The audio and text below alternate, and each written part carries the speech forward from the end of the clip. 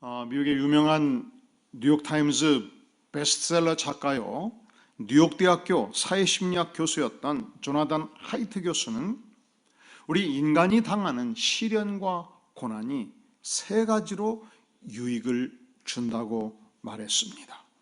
첫째는 우리가 고난과 시련을 당하면서 인생의 강력한 회복 탄력성을 소유하게 된다는 것입니다. 이 회복 탄력성이란 꺾이고 쓰러질 때 원상으로 돌아가는 힘입니다. 여러분, 세월호가 가장 문제가 뭐였죠? 회복 탄력성이 없었던 거예요.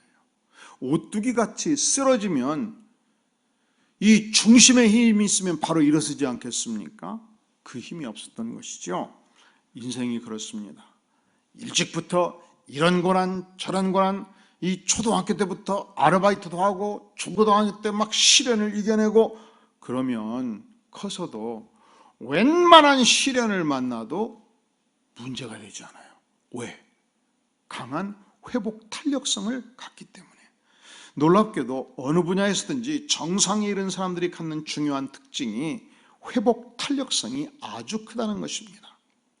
여러분, 회복 탄력성이 약하다는 것은 무엇을 의미합니까? 내가 재벌 아들로 태어났습니다. 부모님이 다 시련을 막아줬습니다. 온실 속에서 컸습니다. 그러다가 30대 사업을 시작해서 덜컥 들어엎었습니다. 아이고, 한번 꺾이니 도무지 일어설 기력이 없습니다. 그러면 인생 후반부가 얼마나 좌절이 크겠어요. 그런데 회복 탄력성이 강하다는 것은 무엇입니까? 이리 쓰러져도 오뚜기처럼 다시 일어서고 저리 쓰러져도 오뚜기처럼 다시 일어서고, 그래서 어느 분야에서든지 정상에 우뚝 던 사람들은 어떤 시련도 이겨낼 수 있는 강력한 회복 탄력성을 가지고 있더라는 것이죠. 그러니까 이것이 언제 형성이 되느냐? 시련과 고난을 통해서 형성이 된다는 것입니다. 두 번째, 시련과 고난이 주는 유익이 있습니다. 그것은 관계가 개선이 된다는 것이죠. 시련을 참고 통과한 사람들은 부모와의 관계가 아주 좋습니다. 자녀와의 관계가 아주 좋습니다. 친구와의 관계가 아주 좋습니다. 함께 일하는 이 동료와의 관계가 아주 좋습니다. 동료들이 자기들 편하자고 산대 같은 일을 밀쳐내도 밤새 그 일을 처리해낼 능력이 있습니다. 끈끈하고 깊은 인간관계를 형성합니다. 심지어 원수와의 관계도 회복해내는 능력을 갖는다는 것입니다.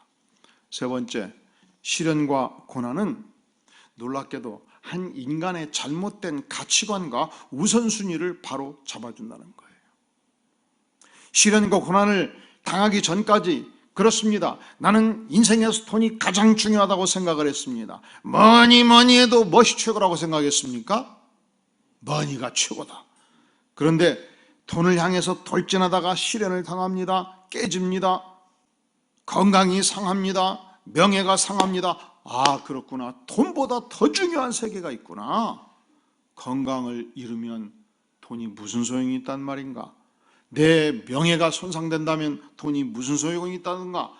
돈보다 훨씬 더 중요한 것이 있구나. 하나님이 중요하거나. 이 시련과 고난을 통과하면서 인간 성숙의 귀중한 교훈을 얻게 된다는 것입니다. 오늘 본문에서 제자들이 바로 그런 순간을 맞았습니다. 제자들은 낮에 오병이어의 기적을 맛보았습니다. 무수하게 굶주린 2만여 명의 백성들을 떡 5개 물고기 2마리로 기적을 연출해 주심으로 말미암아 배부르게 먹일 수가 있었습니다. 그날 밤 주께서 제자들을 쉬도록 하기 위해서 배에 태워서 건너편 베사다로 보내셨습니다. 예수님은 기도하러 산으로 올라가셨습니다. 문제는 워낙 맞바람이 셌기 때문에 배가 전진하고자 하지만 불어오는 바람이 워낙 셌기 때문에 밤새도록 노를 저어도 배가 전진되지 못한 것입니다. 오늘 말씀에 48절에 보면 바람이 거스름으로 제자들이 힘겹게 노를 젓는 것을 보시고 밤 사경쯤에, 몇 시쯤에? 밤 사경이 몇 시를 말합니까? 이것은 로마의 시계인데 로마의 시계에서 1경은 저녁 6시부터 9시까지예요. 2경은 9시에서 12시예요. 3경은 밤 12시에서 새벽 3시예요. 4경은 3시부터 6시. 그러니까 저들이 배 타고 밤새도록 전진을 했는데 전진하지 못한 거예요. 그래서 너무너무 지치게 되었습니다. 아무리 노를 저어도 배가 전진되지 못하니까 지치게 된 것이죠. 힘겹게, 이 힘겹게라는 단어가 바사니 쪼메누스라는 단어인데 지치도록 괴롭게 이 뜻이에요. 너무너무 힘들게 노를 젓고 저어서 지쳐서 도무지 노를 저을 수 없는 상태에 빠지게 된 것입니다. 9시간 이상 폭풍과 씨름하면서 노를 젓다가 완전히 지칠 대로 지쳤고 죽을 지경이 된 것입니다. 그런데 주님은 어디 계셔요? 안 계시잖아요. 여러분, 우리가 세상에서 지칠 대로 지칠 때, 세상에서 고통을 당할 대로 당할 때 우리는 묻죠. 주님, 과연 내가 그렇게 지쳐 있을 때 주님은 어디 계셨습니까? 주님은 나를 어떻게 대하셨습니까? 여러분, 그때조차도 주님은 여전히 우리를 지켜보고 계신다는 사실입니다. 할렐루야. 오늘 말씀 48절을 다시 봅니다. 바람이 거스름으로 제자들이 힘겹게 놓쳤는 것을 우리 주님께서 보셨습니다. 우리 주님께서 아셨습니다. 우리 주님께서 인지하셨습니다. 여러분, 주님은 내 고통의 현장을 아십니다. 내 인생의 깊은 슬픔을 아십니다. 지켜보십니다. 힘에 겨워서 죽을 지경이 된 것을 아십니다. 왜냐하면 그분은 전지전능하신 하나님이시기 때문에. 내 삶이 폭풍우를 경험할 때, 풍랑 속에서 내 삶이 허우적일 때 내가 믿는 예수님은 어디 계셨습니까? 그렇습니다. 그분은 내 곁에 계셨고 그분은 나를 지켜보고 계셨습니다. 내가 이렇게 가슴이 찢어지는 고통에 헐떡일 때에 주님은 과연 어디 계셨습니까? 그렇습니다. 주님은 내 곁에 계셨습니다. 로마서 8장 3, 4절은 말씀하기를 우리 곁에서 우리를 위하여 간구하셨다 말씀하십니다. 누구도 그리스도의 사랑에서 우리를 끊을 자는 없습니다. 환난이나 권고나 박해나 기근이나 적신이나 위험이나 칼도 주님의 사랑에서 우리를 끊어낼 자가 없다 성경은 선언합니다.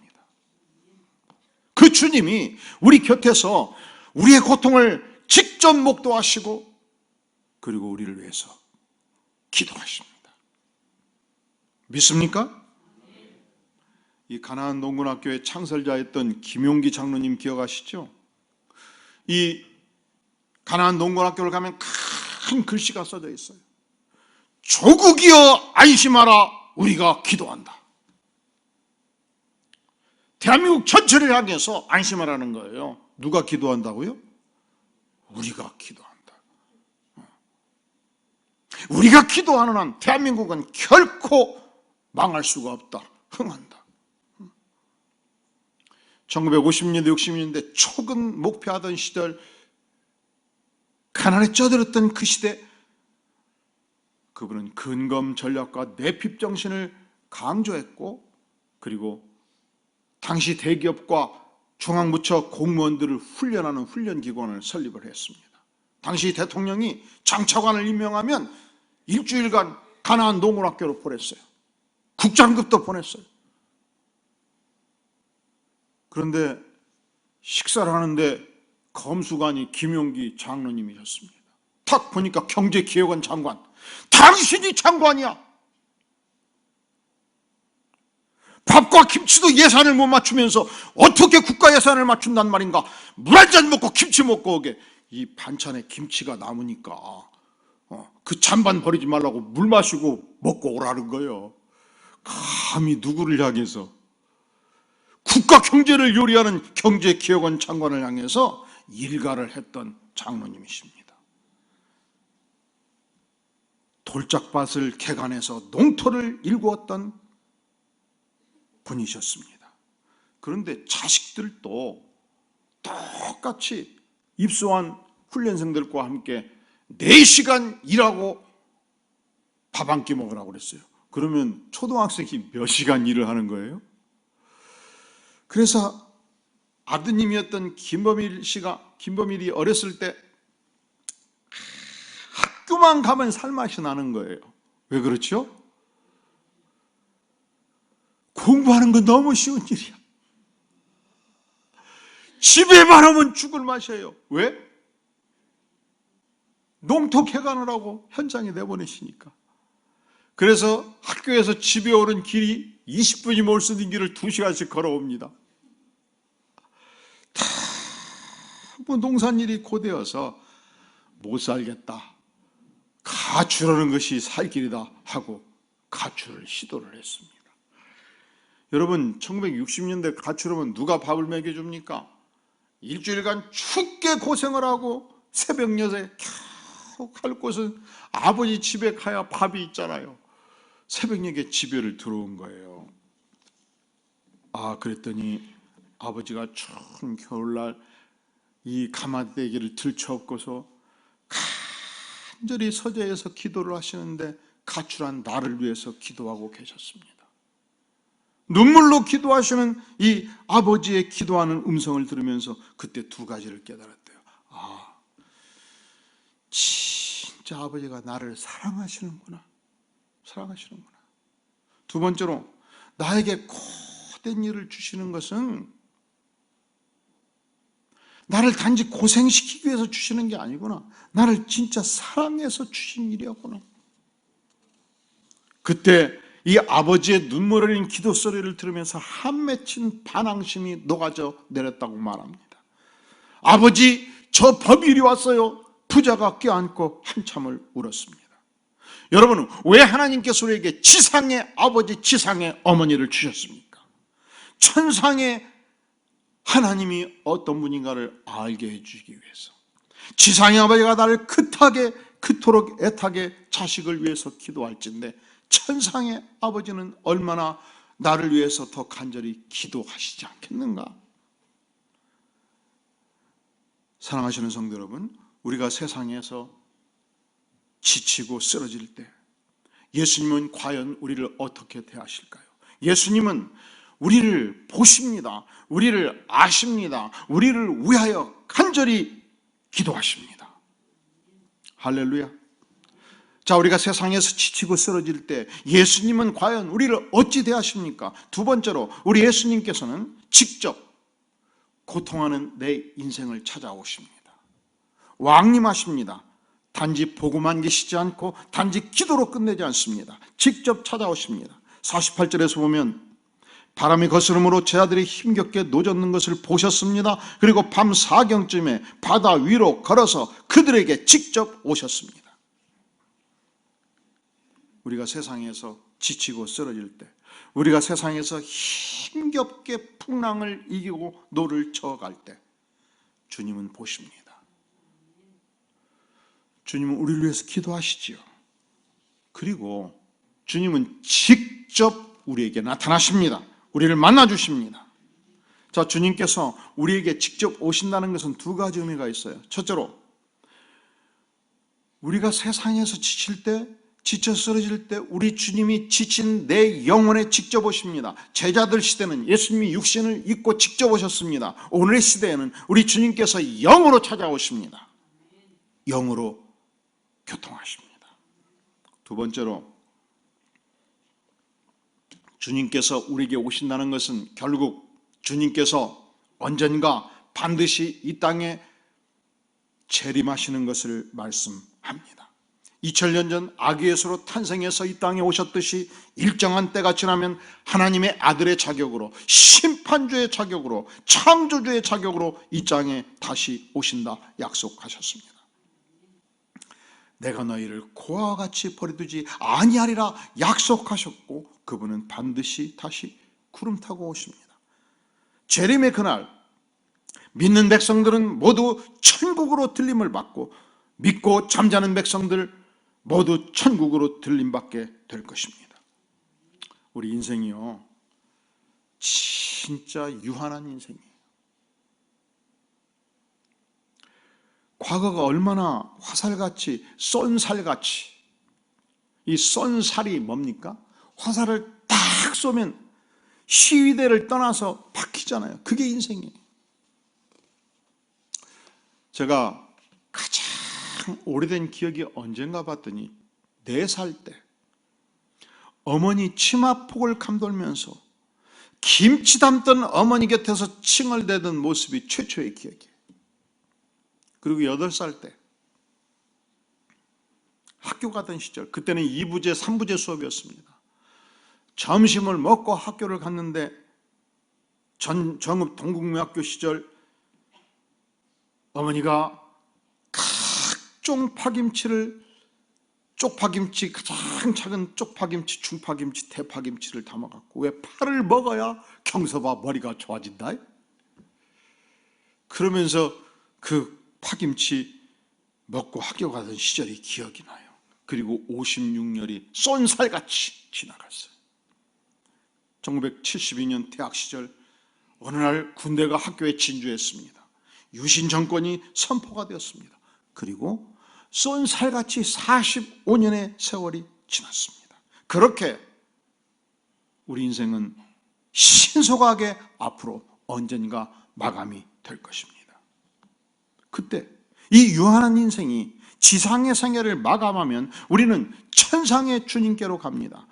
주님께서 우리의 영혼을 직접 맞이해 주십니다. 그러면 남겨진 육신은 무슨 의미가 있습니까?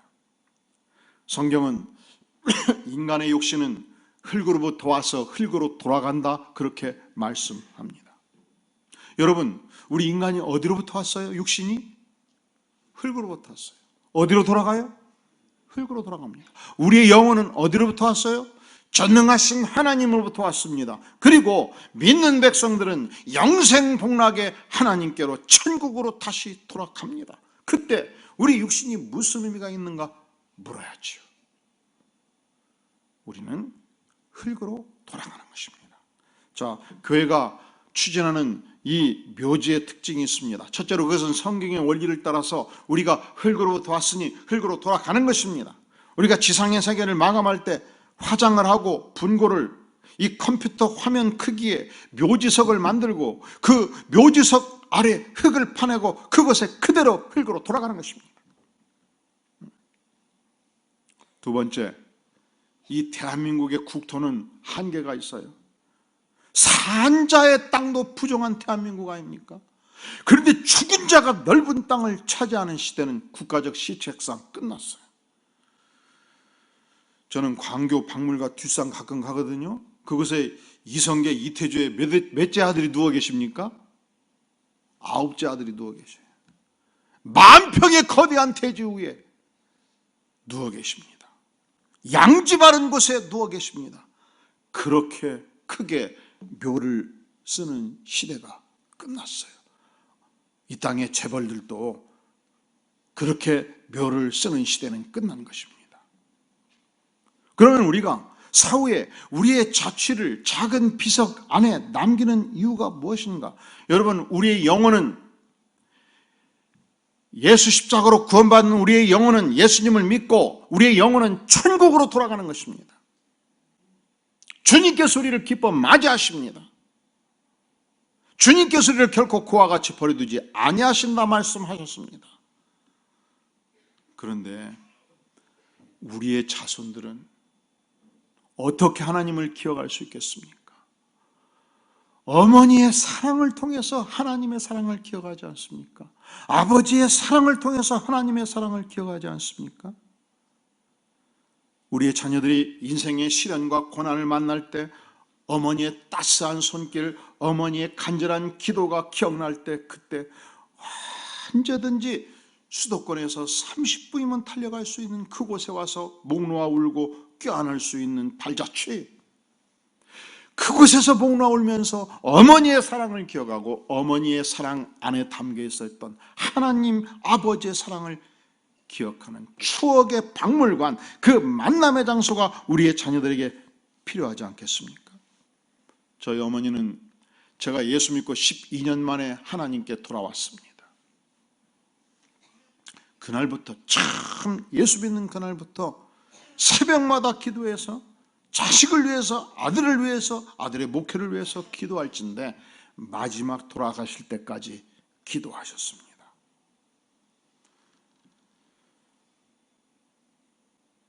가끔 어머니가 기억날 때 나도 모르게 차를 남쪽으로 몰아요. 한참 몰다가 정신 차려봐요.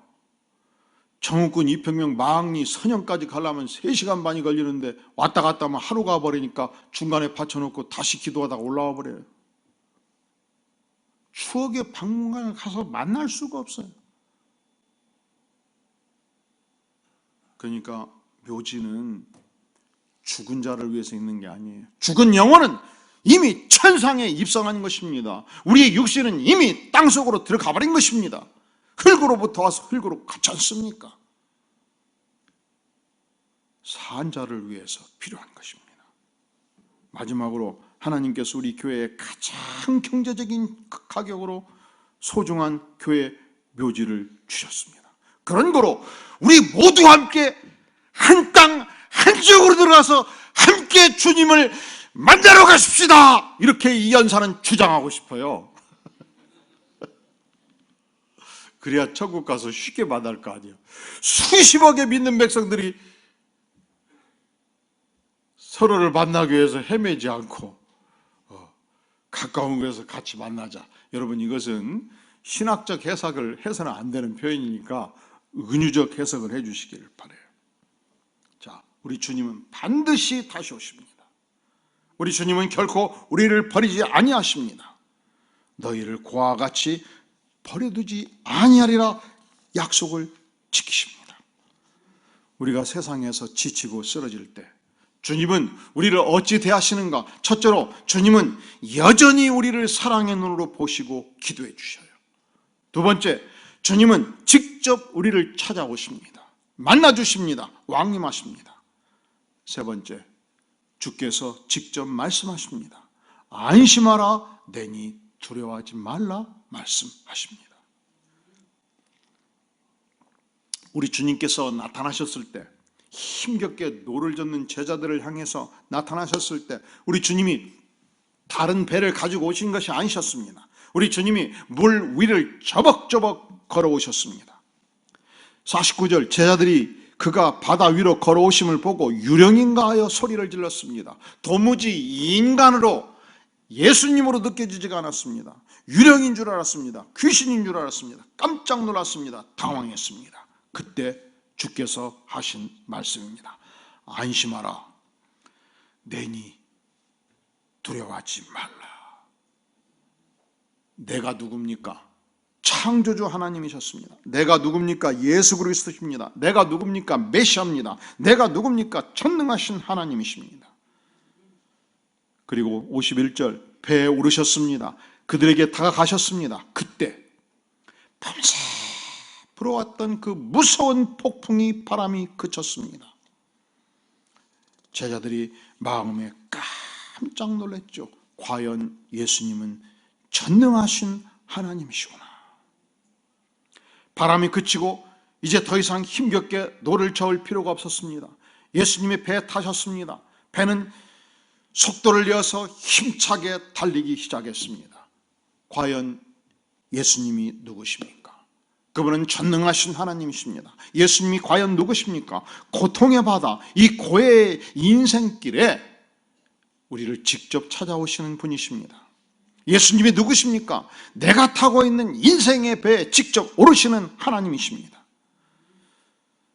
눈물 짓고 고통스러워하는 내 인생의 배전에 가까이 오셔서 내 인생의 배전을 직접 오르시는 전능하신 하나님, 그리고 그분이 말씀하십니다. 안심하라, 내니 두려워하지 말라. 사랑하시는 성도 여러분, 이 고통의 바다, 고해와 같은 세상에서 우리가 거센 파도를 만날 때, 거센 생황을 만날 때 얼마나 우리는 때로 절망하고, 얼마나 우리는 때로 좌절하고, 얼마나 우리는 때로 고통스러워 하지 않습니까? 얼마나 더 이상 힘에 겨워서 노젓기를 포기하고 싶은 때가 많았습니까? 그때 우리 주님의 음성에 귀를 기울이십시오.